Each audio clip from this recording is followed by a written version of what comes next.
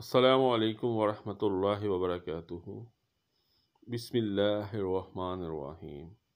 واقعہ معراج پر جب آپ صلی اللہ علیہ وآلہ وسلم جنت کی سیر کرنے گئے تو آپ صلی اللہ علیہ وآلہ وسلم نے 3 سطریں وہاں پڑھیں۔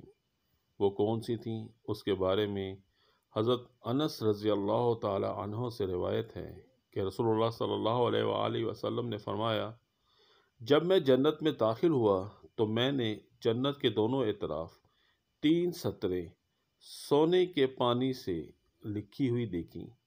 پہلی سطر میں لا الہ الا اللہ محمد رسول اللہ، دوسری سطر میں جو ہم نے آگے بھیج دیا یعنی صدقہ وغیرہ کیا اس کا ثواب پا لیا، جو دنیا میں کھا پی لیا اس کا نفع اٹھا لیا، اور جو کچھ ہم چھوڑ آئے اس میں ہمیں نقصان ہوا۔